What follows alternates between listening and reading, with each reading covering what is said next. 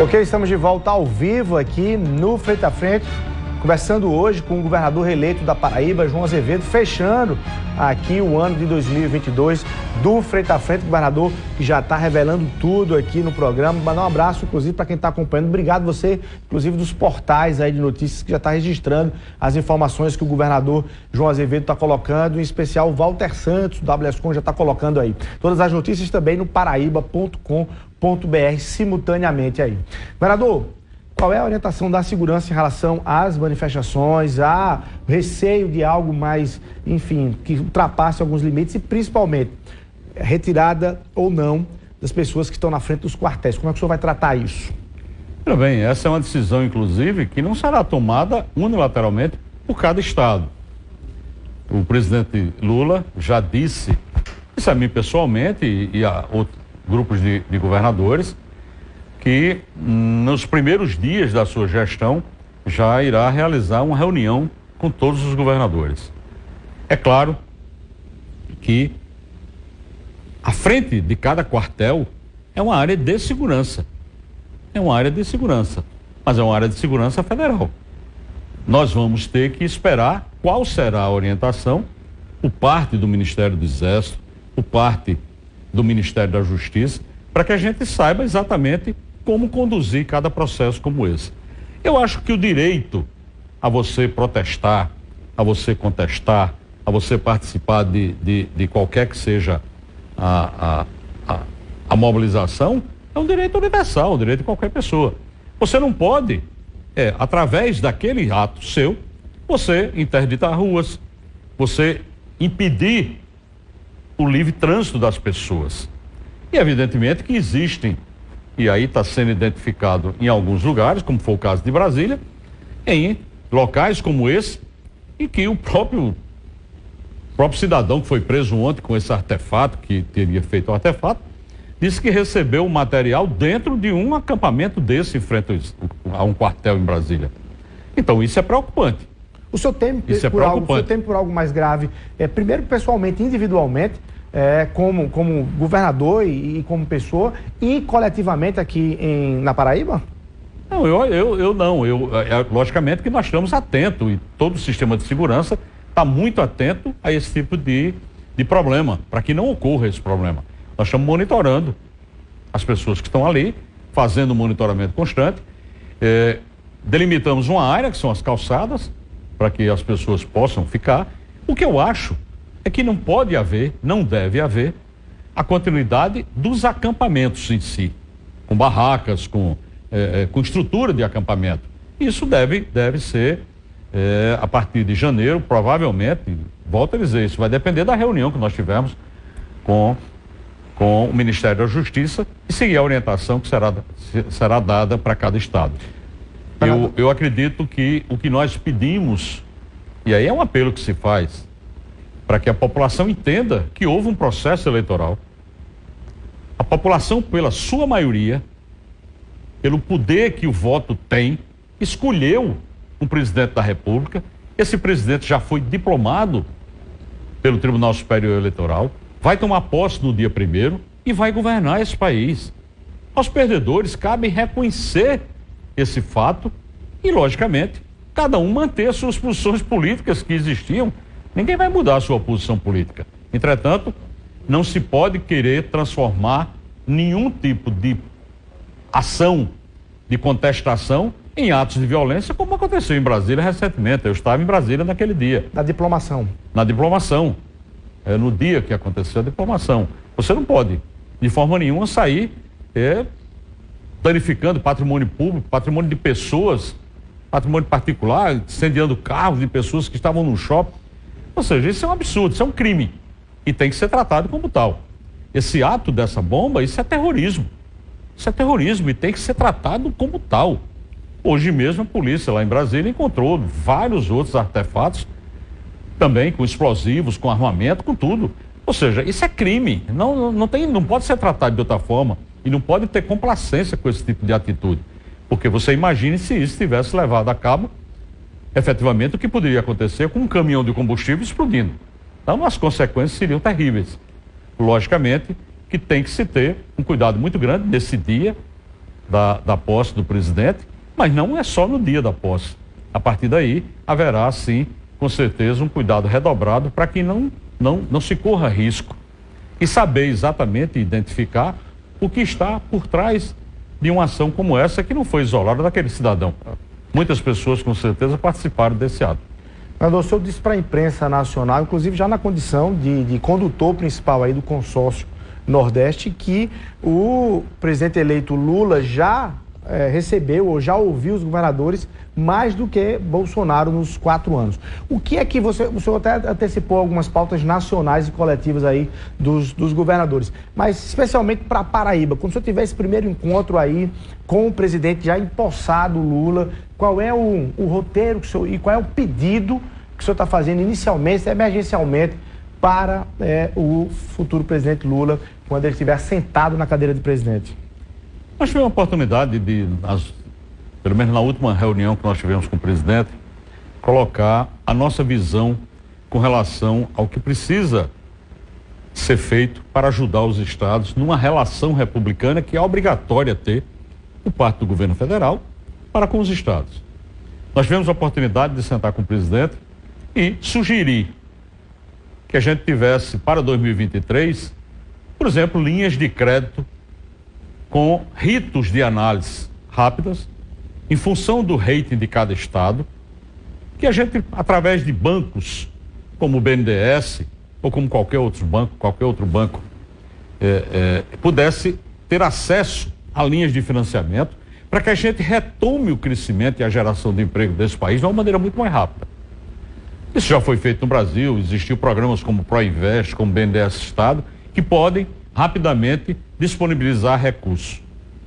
Nós colocamos para o presidente da República a necessidade de fazer com que, no Banco do Nordeste, que tem um fundo de desenvolvimento para o Nordeste e que não empresta aos estados. Ele empresta para empresas privadas, para empresas estatais, mas diretamente para os estados não empresta. Então, esses recursos, poderia parte dele ser destinado aos estados, o que poderia permitir que agora em 2023 a gente tivesse uma injeção de pelo menos 15 bilhões de reais na economia dos estados. Isso gera emprego, gera renda. Da mesma forma que tivemos a oportunidade de conversar com o presidente da República e mostrar para ele que o Nordeste, em 2018, já teve uma posição política que fez com que durante 4 anos o Nordeste fosse olhado pelo atual presidente com um olhar diferente, imaginando sempre que eram governadores inimigos. E nós não somos inimigos de quem quer que seja, podemos ser adversários, mas inimigos jamais. E o Nordeste sofreu durante esses 4 anos. E foi resistência durante esses 4 anos.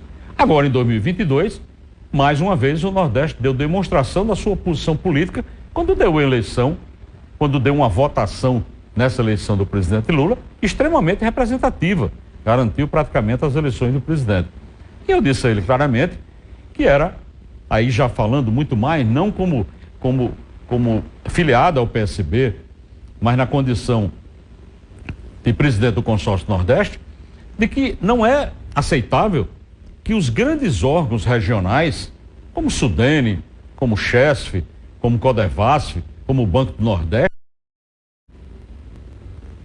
destinado, ou sejam colocados gestões nesses órgãos que não tenham minimamente sido discutidos com os governadores do Nordeste. Os governadores querem fazer parte dessa indicação? Claro, não só indicação, mas que haja um consenso por parte dos governadores nessa discussão dos cargos regionais. Porque não tem lógica nenhuma que alguém chegue de São Paulo para presidir o Banco do Nordeste e não tem a mínima relação com os governadores da região. É isso que nós defendemos e estamos defendendo dentro do consórcio Nordeste. São outras ações. Só um parênteses, dentro desses cargos que o senhor anunciou aí, desses órgãos, o nome do ex-governador Ricardo Coutinho foi até citado, dizendo que poderia assumir um desses cargos. Algum veto de sua parte, se isso acontecesse? Não, primeiro porque a decisão não é do governador, a decisão, volto a dizer, é do presidente da República. Ele ouvirá a opinião dos governadores e isso eu ouvi da própria boca do presidente, dizendo, fique tranquilo, que nós ouviremos sim os governadores do Nordeste quando nós formos discutir essas questões dos órgãos regionais. Eu nunca tratei dessa pauta aí com relação ao ex-governador, nem também ouvi nada a respeito. Governador, se eu lhe fizer uma pergunta sobre 2026, se o senhor vai, enfim, manter ali um roteiro de política ou não, vai deixar e tudo, o senhor vai dizer assim, por favor, a gente acabou de sair de uma eleição, não vamos falar em 2026. Então eu não vou falar de futuro, não. Eu vou falar de passado, de um passado recente, e para perguntar sobre isso. É verdade que o senhor, em reunião com partidos da base aliada, inclusive para tentar fazer a composição e conciliar ali algumas divergências que o senhor estava registrando na campanha, o senhor disse e revelou para trás que não seria candidato em 2026? É verdade que o senhor disse isso? Que o senhor pretende encerrar esse ciclo do segundo mandato? Não, nunca disse isso, não. Nós tivemos várias discussões, mas eu sempre acho, a Paraíba é pródiga nisso. Eu nem assumi o segundo mandato e já estão discutindo 2026. Ou seja, não é essa discussão. O que se discutiu, e é natural que se discuta, só existirão 3 alternativas, no meu caso, para 2026. Permanecer no governo até o fim do mandato, sair candidato ao Senado, sair candidato a deputado federal. Existe outra alternativa? Essa terceira é até nova dentro do Não, Senado, eu quero, mas eu estou colocando, né, de forma muito sincera. Só existirão essas 3 alternativas. Ficar até o final do mandato, terminar minha contribuição para a Paraíba e me aposentar definitivamente. E o senhor não se comprometeu com nenhuma delas? Não se comprometeu com nenhuma delas? Não, claro que não. Até porque não dá para você imaginar isso, o que vai acontecer daqui a 4 anos. Daqui a 4 anos terão outras circunstâncias, estaremos com outro ambiente, com outras discussões que poderão pautar essa ou aquela decisão. Então, eu não, sinceramente, eu nunca faço esse tipo de projeção. Eu prefiro viver cada dia, eu preciso fazer com que a gente tenha um foco muito grande nessa gestão. A Paraíba terá uma oportunidade agora de ouro, onde nós vamos ter um governo parceiro, onde nós vamos ter ministérios com os quais nós mantivemos relações, eu diria até de amizade, com muitos dos ministros que ali estão, e que tudo isso, eu não tenho dúvida, poderá favorecer a uma gestão ser mais efetiva, a gente trazer mais investimentos, fazer com que o Estado possa progredir e avançar mais rápido. É esse o foco, é isso que nós estamos preocupados. Se será no futuro isso ou aquilo, o futuro dirá. Eu vou reduzir 2 anos, então, do futuro para trás, para chegar em 2024. Não serei candidato a prefeito. Olha só que eu estou reduzindo, viu? 2024. Há uma análise política que se faz o seguinte, olha para o PSB do governador João Azevedo e olha, você não está disputando a presidência da Assembleia Legislativa, está com republicanos nessa disputa, o PSB não está fazendo essa disputa. As eleições municipais que virão, especificamente João Pessoa e Campina Grande, por hora não tem ali o nome do PSB diretamente nessa disputa. Aí eu lhe pergunto, estou fazendo essa leitura para lhe perguntar objetivamente, a reeleição de Cícero em João Pessoa, e qual nome em Campina Grande, qual é o grupo em Campina Grande que terá a atenção do governador nessas eleições municipais? Não, João Pessoa, nós temos uma relação com o prefeito Cícero, que foi construída a partir de 2020, quando nós colocamos na chapa um companheiro, Léo Bezerra, na condição de vice-prefeito. E tem surtido um efeito extraordinário. O Léo tem feito um papel importantíssimo na gestão de Cícero, muitas vezes assumindo a prefeitura, dando conta do recado. Essa parceria, eu não tenho dúvida nenhuma, ela se manterá até 2024. Eu espero que a gente mantenha esse nível de parceria, até porque cada vez mais essas parcerias estão crescendo em favor da própria cidade de João Pessoa. O Estado está realizando obras de mobilidade urbana aqui como nunca foram vistas. Obras que vão do viaduto que será construído ali em frente à Ceasa, a empresa já está com o canteiro de obras instalando. Obra como o viaduto em cima da BR-230, do bairro das Indústrias saindo. Obras como do bairro das Indústrias para Bahia, do bairro das Indústrias para para Santa Rita, que já estão em execução, obras como a ligação do Hospital Universitário ao Altiplano Cabo Branco, obras como das 3 ruas, ligando ao anel externo da Universidade Federal, obras como já foram entregues, ligando Mangabeira a Valentina, ligando o Altiplano até os bancários, fazendo ligação lá do Geisel até a Perimetral Sul, ou seja, além de um investimento gigantesco, que o governo do estado vai entrar com 230 milhões de reais no sistema de transporte público da cidade. Tudo isso demonstra claramente que as parcerias aqui com a Prefeitura de João Pessoa têm acontecido e têm aumentado a cada dia. É claro que nós queremos uma cidade melhor para todo mundo. E essas parcerias, elas não só demonstram que, e eu espero e tenho com plena convicção de que nós estaremos juntos na reeleição do prefeito Cícero Lucena. E em Campina Grande, o vice-governador Lucas Ribeiro e o grupo do vice-governador Lucas Ribeiro terá aí essa preferência, esse protagonismo de indicar o nome? O senhor já defenderia aí o nome para a prefeitura de Campina Grande desse grupo? Se fala no nome da senadora Daniela Ribeiro, por exemplo? Nós vamos ter que discutir Campina Grande. Nós não discutimos isso em Campina Grande. Sinceramente, nós não chegamos a sentar para ver o projeto de cada partido para Campina Grande. João Pessoa tem uma posição clara porque nós estamos na gestão de Cícero. Campina Grande não. Campina Grande nós vamos saber quem irá colocar um nome à disposição para a gente fazer uma avaliação, verificar quem estiver em melhores condições para fazer a disputa. É sempre assim.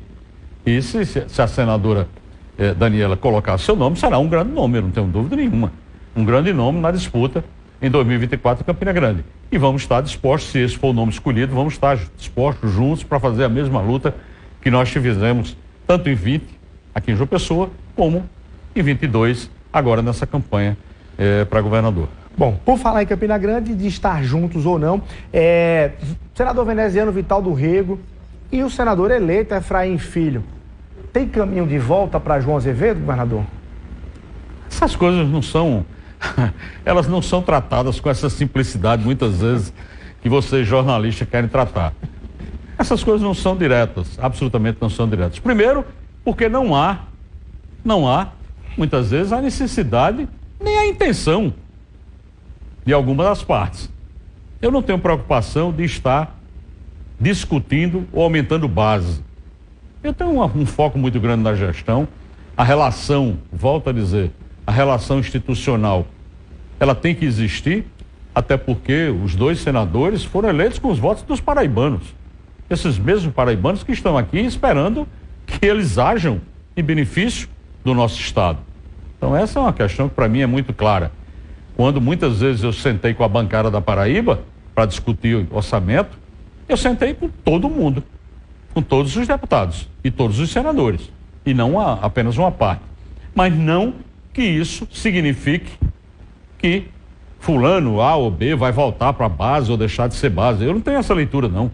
Até porque é importante que cada um deles faça seu papel com relação à população que o elegeu. E não com relação ao governo. Porque quando se trata de orçamento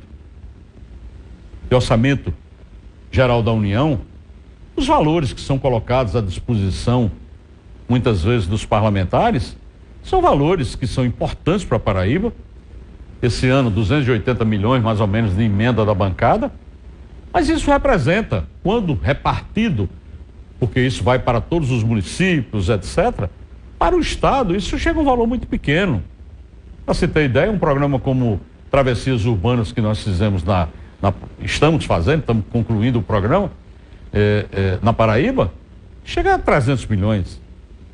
Né? Uma obra do Centro de Convenções são 120 milhões. Então, o orçamento da União ajuda e muito, mas principalmente os municípios e, logicamente, que o Estado quer participar desse processo. Mas não é dependente. O Estado não é dependente da atuação. É importante dizer, o Estado precisa muito mais da atuação dos seus parlamentares na defesa dos interesses maiores do Estado do que com relação a emendas que são colocadas no orçamento da União. Eu gostaria de contar com todos os parlamentares na defesa, por exemplo, de uma reforma tributária, de uma reforma fiscal nesse país. Isso sim, era importante que todos estivessem unidos unidos para fazer com que o Estado ele ganhe na sua totalidade. E não questão de emenda, que aí eu não tenho muita preocupação com isso, não. Presidente da Assembleia Legislativa, Adriano Galdino, a reeleição de Adriano para a presidência da Assembleia está sacramentada na sua visão e nas informações que o senhor tem dos deputados que são os seus aliados, principalmente? Está sacramentado? Uma discussão que nós tivemos até antes das eleições, de que nessa formatação que o governo do Estado apoiaria o nome do republicano, considerando que o republicano, desde que o republicano fizesse a maior bancada. E assim aconteceu. O republicano fez a maior bancada e é mais do que natural que apresente o nome para a presidência. Então esse foi um compromisso e eu honro todos os compromissos que eu assumo. E sempre disse que eu não incentivaria outros nomes para a disputa, porque não traria absolutamente nenhuma vantagem para essa disputa que poderia levar a uma cisão dentro da Assembleia. E assim, nós estamos agindo com, eu sempre digo, com a tranquilidade de honrar compromisso. Política, para mim, é uma coisa muito séria e assumir o compromisso tem que ser honrado. Governador, o senhor está relegando o PSB a segundo plano ou tem surpresas aí de filiações, deputados que foram eleitos aí para o partido? De forma alguma. O PSB é o partido que, primeiro, era o meu partido, houve um problema, evidentemente eu saí, retornei ao PSB e estamos trabalhando para fazer com que o PSB se torne tão grande e o mesmo trabalho que nós fizemos com Cidadania. Quando eu cheguei no Cidadania, tinha um único prefeito. E quando eu saí do Cidadania, tinha mais de 50 prefeitos.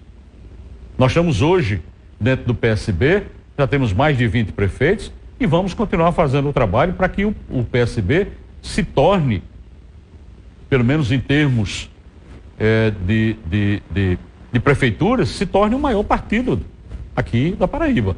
Esse trabalho é um compromisso que eu tenho com o presidente Carlos Siqueira, de fazer com que o PSB continue crescendo, continue se transformando num partido que verdadeiramente possa dar uma sustentação maior ao governo. E vamos buscar fazer crescer. De forma nenhuma estamos relegando ou colocando o PSB em segundo plano.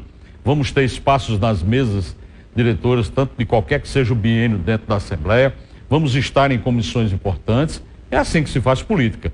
É ocupando os espaços e, logicamente, dentro de um diálogo permanente com os partidos que são da base. Partidos que formam essa grande aliança que nos levaram a essa vitória. Para ficar na Assembleia Legislativa, o senhor deseja que a Assembleia vote logo e aprecie logo as suas contas que foram apreciadas pelo Tribunal de Contas do Estado? Duas delas foram reprovadas, uma delas foi aprovada pelo TCE.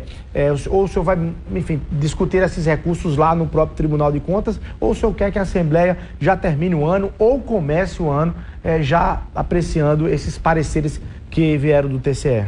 Não, eu espero que sejam votados logo. Eu espero que realmente seja votado logo para que a gente possa ter uma definição com relação a isso. Até porque o próprio Tribunal de Contas fez cobrança à Assembleia Legislativa para que a Assembleia votasse as contas. Nós temos as contas só está de 19 na Assembleia, preciso que chegue na Assembleia a conta de 2020 e a de 21, para que a Assembleia possa votar. Eu vejo com muita tranquilidade, até porque nós tivemos as contas de 2021 aprovadas por unanimidade.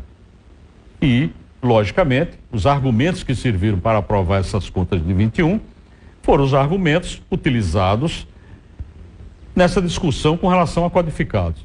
Eu fico muito tranquilo nessa discussão sobre codificados, até porque era preciso que eu estivesse na condição de governador para acabar com essa relação espúria que existia entre Estado e trabalhador. E quando nós entramos, nós decidimos e começamos um trabalho. Só que isso não é no estalar de dedos. Nós estamos recolhendo todos os direitos trabalhistas desde 1º de janeiro de 2019, quando eu entrei, até hoje. Agora, fomos substituindo e acabando com essa relação até 2021. Em 2021, acabou. Não existe mais codificado no estado da Paraíba. Eu fico muito tranquilo com relação a isso. Se as contas tivessem sido rejeitadas por outros motivos, mas esse motivo não pode levar, pela simples falta de uma publicação, alguém rejeitar a conta. É esse argumento que nós vamos levar para dentro da Assembleia para ser discutido. O tribunal já deu o seu parecer, já colocou sua posição, nós vamos fazer a defesa. E é assim, a política funciona dessa forma, a democracia funciona dessa forma. E eu gostaria que realmente o Tribunal de Contas se encaminhasse o mais rapidamente possível para a Assembleia, para que a gente possa fazer essa discussão aonde precisa ser feito. Bom, a Paraíba me parece que é um dos poucos estados do Nordeste em que o candidato derrotado entrou com a ação no TRE contra o resultado das eleições ou, enfim, apontando ali eventuais irregularidades nas eleições. Aqui no caso da Paraíba, o candidato Pedro Cunha Lima e também algumas ações do Ministério Público Eleitoral. O seu jurídico já conversou sobre isso, governador? Qual é o conteúdo dessas ações que preocupam ou não preocupam? São levantamentos que nós vamos fazer e vamos apresentar as devidas respostas e defesas. Ainda bem que qualquer AGE dessa que foi apresentada foi porque o governo trabalhou muito. Né? Trabalhou muito. Então eu fico muito tranquilo com relação a isso. Nós vamos apresentar as informações. Mas a Paraíba, ela é também muito pródiga nessa coisa de terceiro turno. As eleições na Paraíba não terminam nunca no segundo turno. Os perdedores jamais aceitam os resultados. Jamais aceitam os resultados. E o resultado veio das urnas.